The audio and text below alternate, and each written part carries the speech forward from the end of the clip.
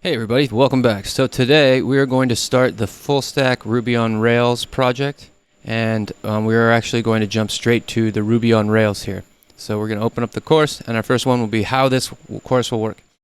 The portion of the curriculum will be most build heavy so far. You will still be asked to read docs, check out blog posts, and watch videos before building, of course, but projects will be a major focus.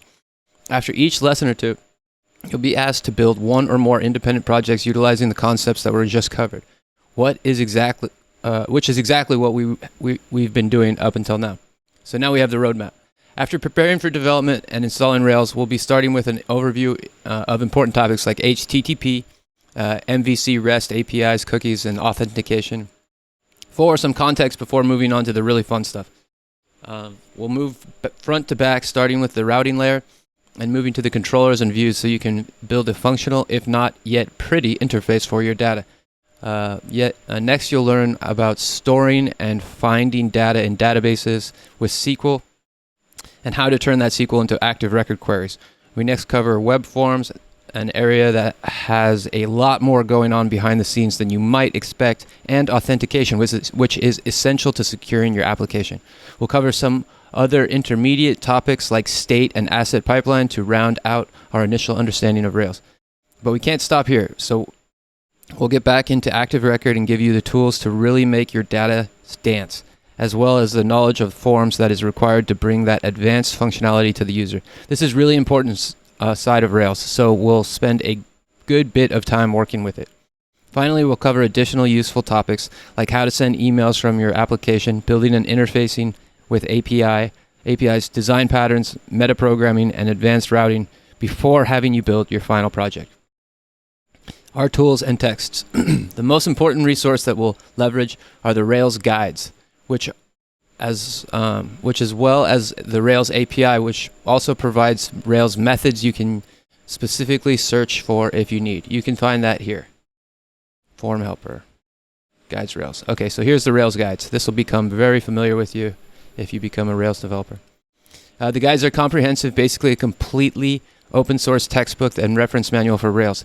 At times they'll get a bit more technical than you might like, and it may be okay to skim some of that.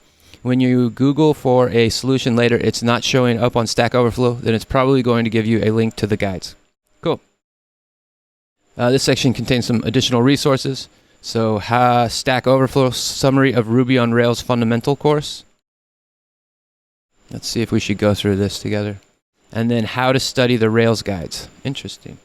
All right, so let's go over this one. Let's see. So this is a Stack Overflow, and the question is, be new to Rails. I am having difficulty in understanding, time finding a website or reference that gives a rundown of summary of Ruby on Rails. So this was 6 years ago from 2022. I understand MVC, Active Record, and that sort of stuff on a basic level, but I am having a hard time understanding most of the relationships and fundamentals. For instance, what are all naming conventions I need to be aware of? How should the controller actions be structured and named? What are the best way to render information to view? Content for or render or partial? And what are the ways I shouldn't use? What should go into a helper and what shouldn't? What are common pitfalls or something I need to do correctly from the beginning? Can you modularize code? Is that what the lib folder is for?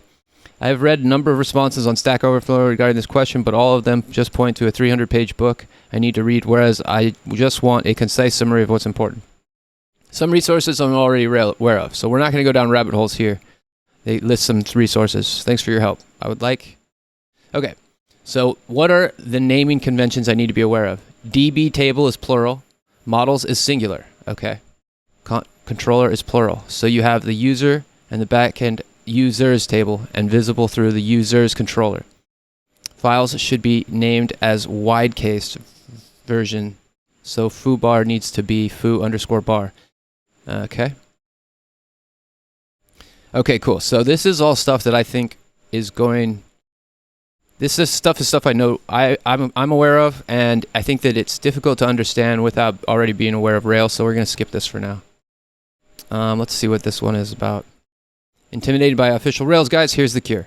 TLDR: how to study and master the Rails guides to level up and become an intermediate Rails developer. It's a bit embarrassing to admit that I was scared of the official Rails guide. I much prefer video tutorials and blog posts over official documentation because video tutorials and blog posts seemed less intimidating and more hand-holding.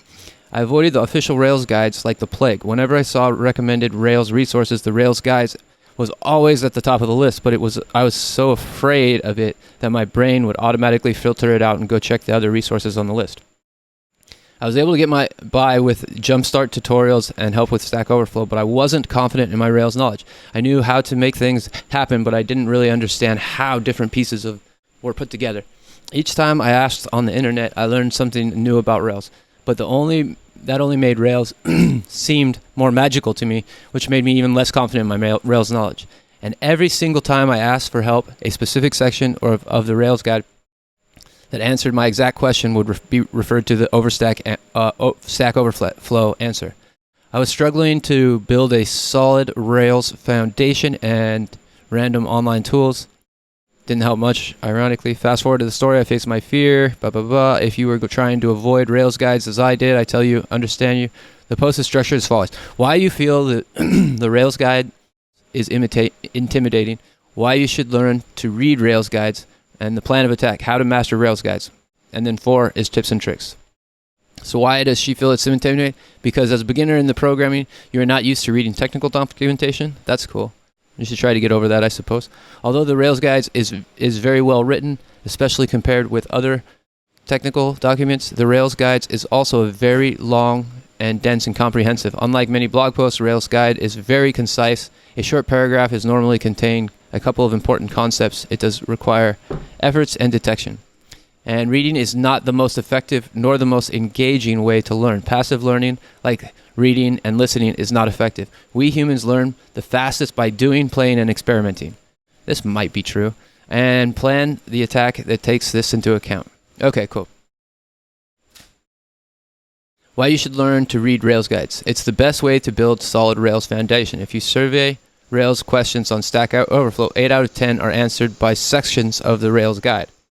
In fact, answer of a question would often include his or her answer the exact section of the Rails guide already answered in the question. The ability to read and learn from technical documents is critical to becoming a developer. So here's the plan of attack. If you don't go through getting started with Rails, that's the fastest and easiest way to see how things are put together in a Rails app. To follow the steps to master each article, the model, view, controller sections of it. So skim through the whole thing, study and use it, and then come back to it. Okay, cool. Getting started with Rails, installing Rails. Okay, so I'm assuming we're going to be doing a lot of this. This is all basic Rails stuff. Skim through it. The goal of the skim is to build a big picture in your mind. Pay attention to the structures of each section in each article. Okay. Goal is not to learn everything, but to put meaning to the technologies.